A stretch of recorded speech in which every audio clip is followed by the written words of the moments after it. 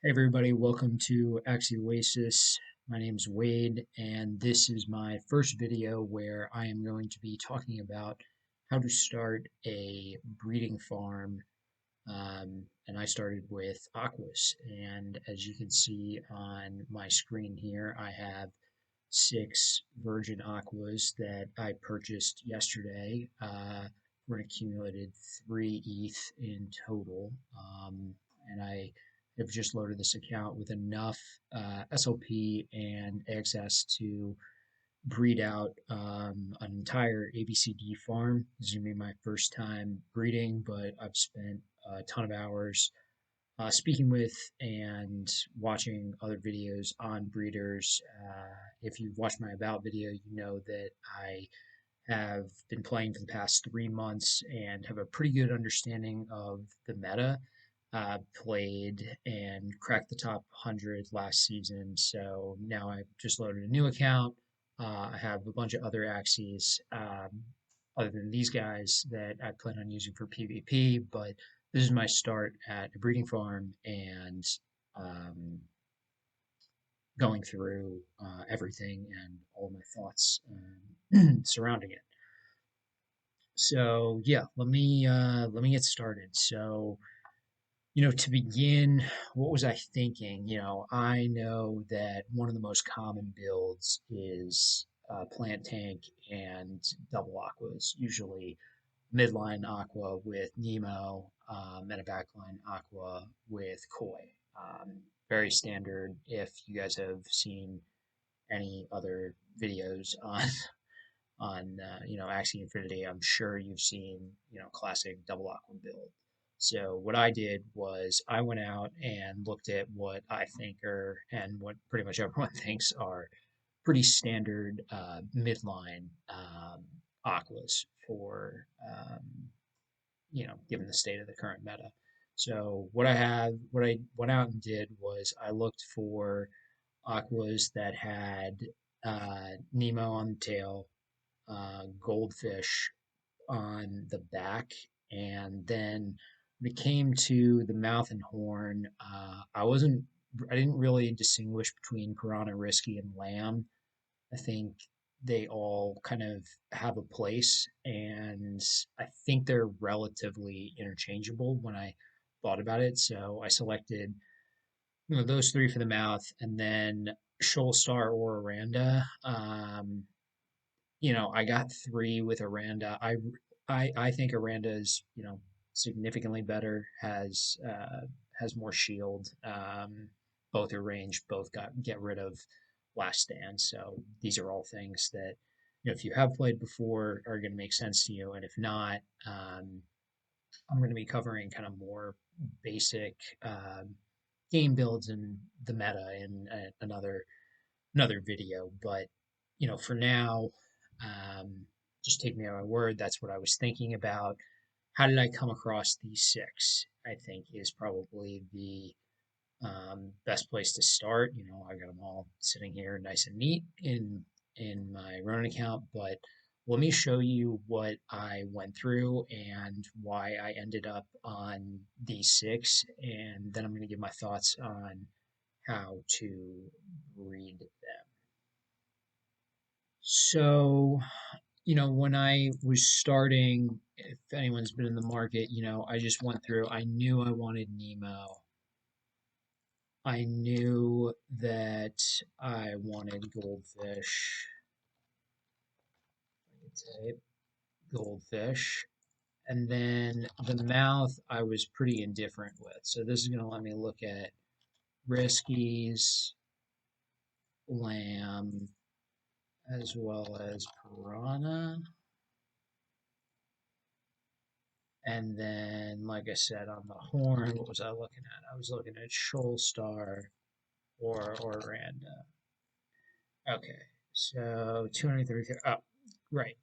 And I'm looking for aquas, and I'm looking for breed counts of 0 and pureness of 6. So I got down to 1,000 Axies. So, from here, like I said, guaranteed virgins. So I start looking at the floor. Floor is at about Spot 3 ETH. I'm going through this and really just kind of skimmed through pretty much all of them. I have been watching videos from Whoop-De-Doo, who was featured on Elijah's channel, and he basically thinks that you need a minimum of 95% to kind of set up a proper breeding farm. And again, this is all coming through. Sorry, I never covered the, how I'm seeing all these stats and like what I'm looking at. This is the free Axies extension. I'll put a link in the video, but just a need to have for anyone playing this game. Being able to sift through and see the dominant R1s, R2s. I mean, if you're flipping through these, you're not going to want to click into every single Axie and then go through and be like, okay, these are the cards, and then hover over here and see the stats. It's going to be a pain in the ass. So being able to see everything, kind of quickly skim, that's going to be your best bet. So for me, yeah, kind of went through all of these. I started pretty low. I didn't really start right at the floor, but I quickly skimmed through, kind of getting around the spot 4. Spot 5 is where I started to really see, some purities that were 94, 95 plus percent. So that's where I kind of spent most of my time looking for some value. And, when I go through these, I'll show everyone kind of exactly what I bought them at. But this is kind of where I started and looking at the big thing for me was having played the game. I think I have a pretty good understanding of what recessives I wanted to have and what risks I wanted to have.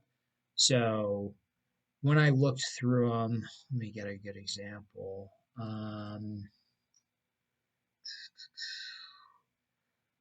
Not perfect, but this has Cute Bunny in the R1. Cute Bunny in Fear definitely used pretty heavily. Any bug or beast damage on a beast is super helpful as you kind of trying to get through tanks, which are mostly plants.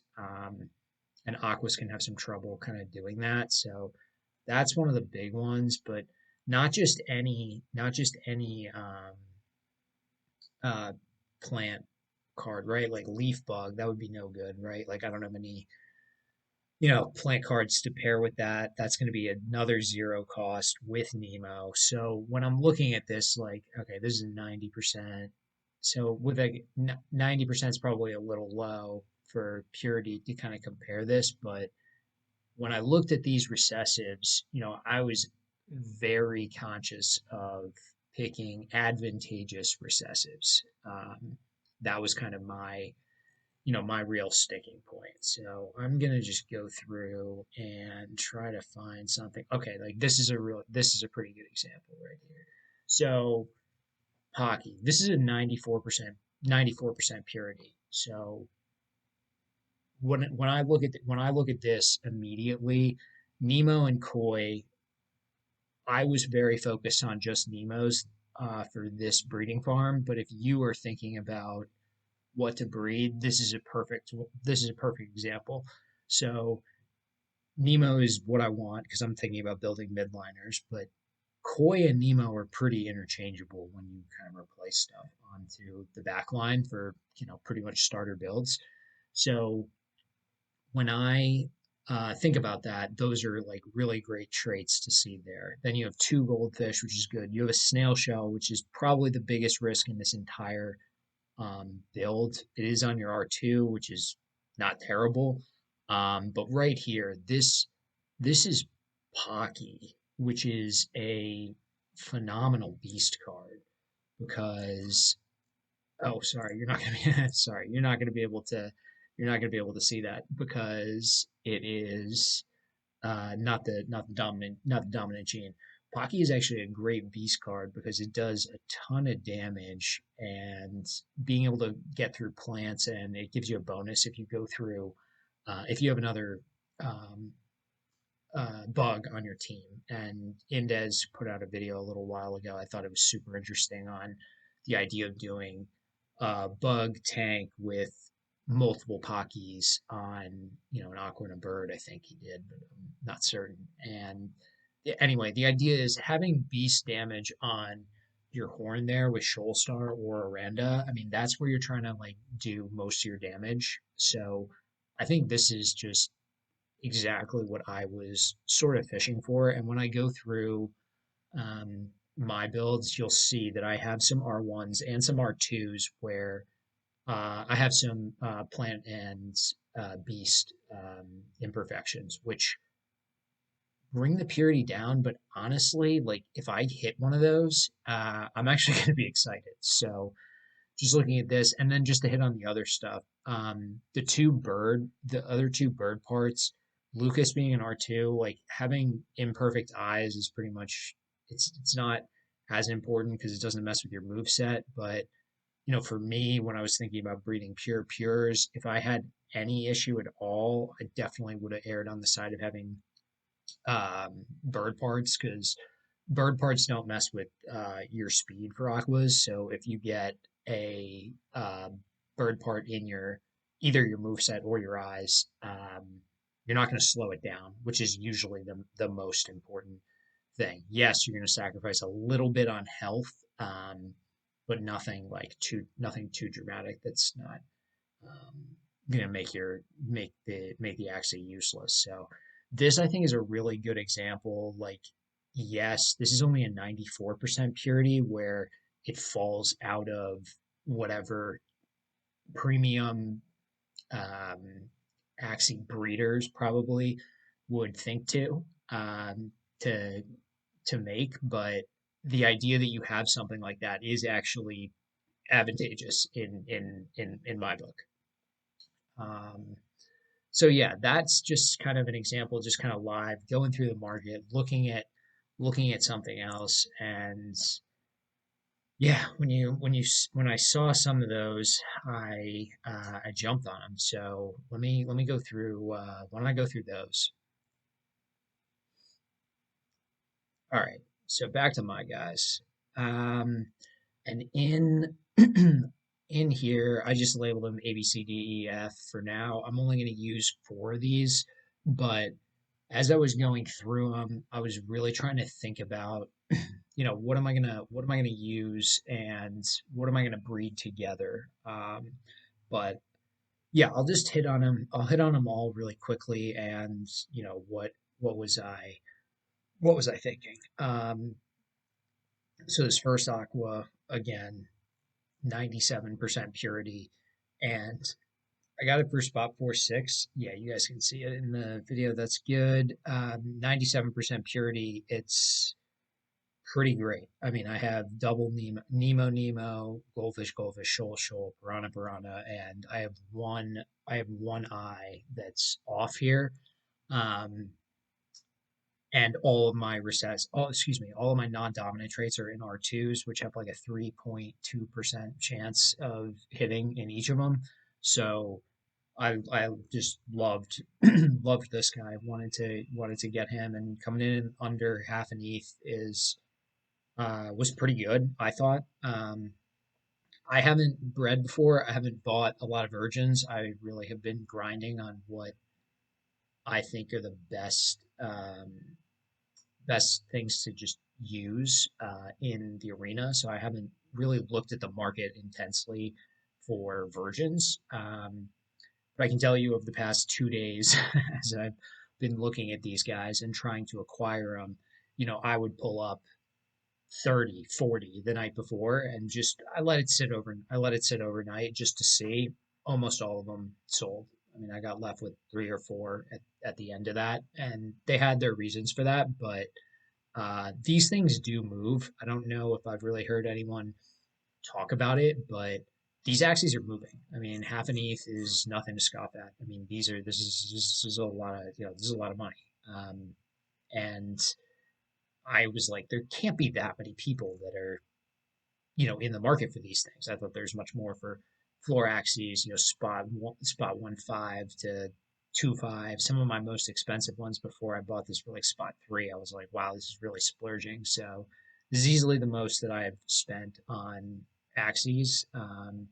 But yeah, that's kind of what I was thinking about here.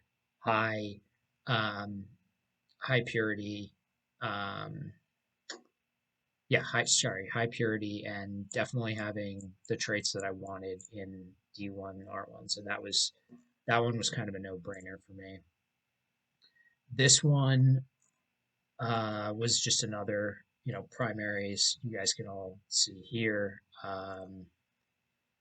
Yeah, so just looking at this one, having three Nemos is super helpful if I decide to breed with anything that might have Nemo not in the R1. I just wanted to have a couple of these midliners where I had maxed out stats on that. And same thing here. Aranda, I think, is premium to Shoal Star, so I took that. I took high credence in that. So that was really good. I liked the fact that I had that on the first one. Three goldfish prime.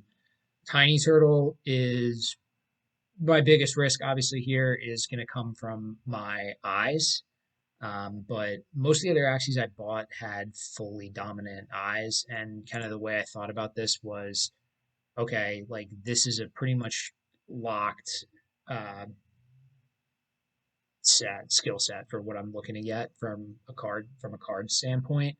And if one of my eyes is messed up, it's not the end of the world. The Zen is definitely my biggest risk with this guy because if I get beast eyes, I'm gonna slow I'm gonna slow my aqua down, which is not ideal. But at the end of the day, like I said earlier in this video, basically have um, small chance of getting bird eyes, but that is again super minor. So when I saw 95% tiny turtle, a ton of people use chomp. So at the end of the world, like if that got messed up on one of my builds, okay, like I'll take that. But overall, that's kind of what I was thinking. I picked this up for spot 5, which I thought was pretty decent. My average cost across all of these, I'll show you my spreadsheet at the end of this, came out to about half an ETH per. Some a little more expensive, some a little cheaper. Here, this was an interesting one. This goes back to what I was looking at. So, 94% impurity, but I have three of my four cards on here. Three of my four non aqua parts are are R2s, which is prime, and then the one R1 that I have is dual blade. And if anyone has played, I would kill to have a dual blade on a midline aqua. It's an awesome build, especially if I maintain goldfish because you're able to speed up and basically get back ahead of any aquas or any other midliners that you're facing after you get through the tank. But having a beast or bug damage on the midline, especially dual blade, I think it's pretty much the best um, beast card I would imagine to have on a midliner. So I saw that and I looked at this and I'm like, this isn't even an imperfection to me. So if you take dual blade out, I'm looking at three things. The one thing that I actually thought about really was um, not having Nemo in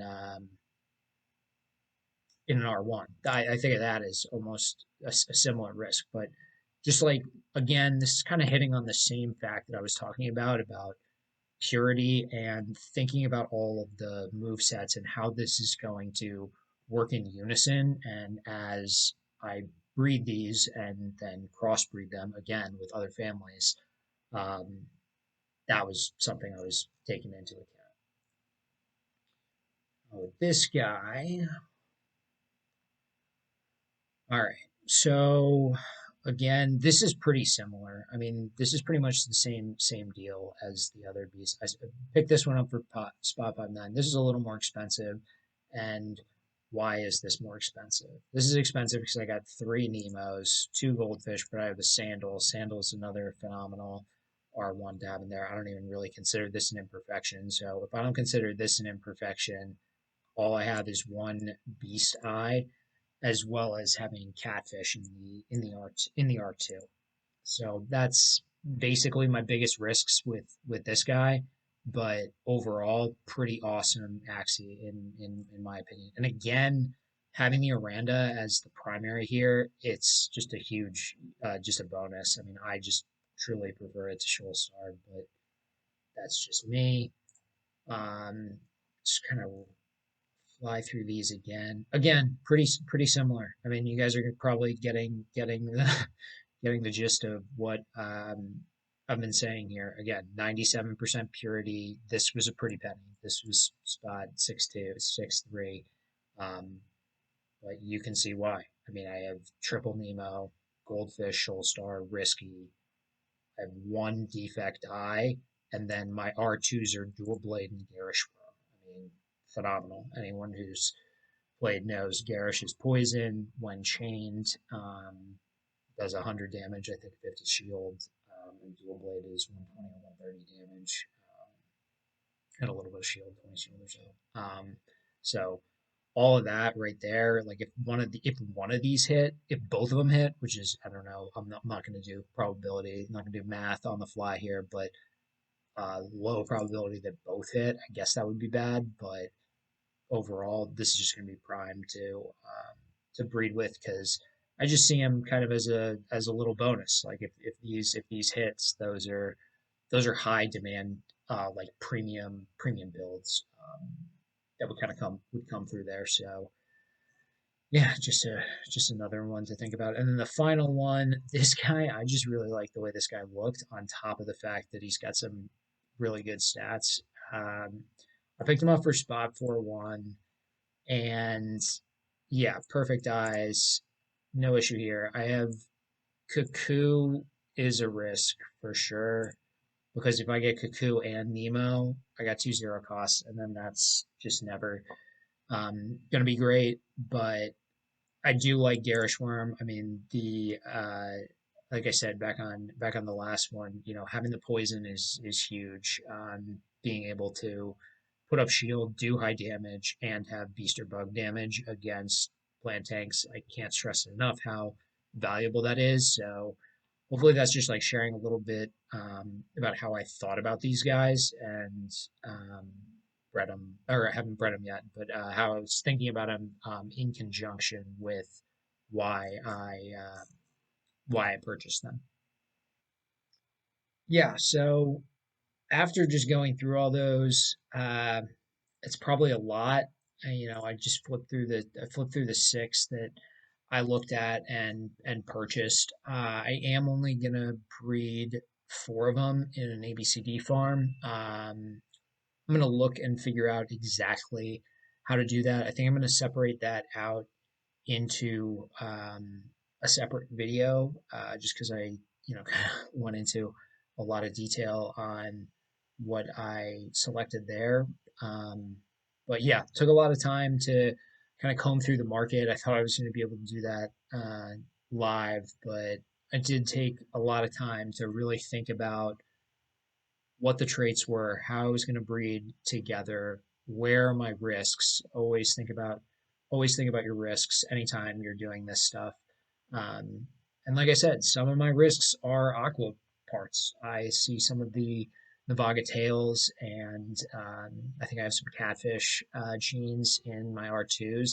I think of those as big a risk as having something else. Yeah, I have a pure Axie, but having played, I mean, I don't want to use catfish on a build, and I wouldn't blame you if you didn't either. So, you know, for me, it took a lot of time to really go through and comb for what I thought were a couple of really good Nemo Aquas to breed together for an ABCD farm.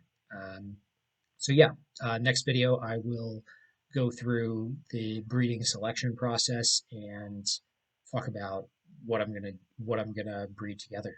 And yeah, if you guys liked the content, just let me know. I'm really trying to document this and put more information out to help people. If you have any questions, leave a comment, reach out to me on Discord, DM me on Twitter, whatever the best method is. I'm new to the whole streaming world, but I'm super excited about this game. I think I've accumulated a decent knowledge set, and yeah, I looking forward to sharing more and just continuing doing all this. Yeah, so yeah, I'm Wade Watts, and y'all stay classy.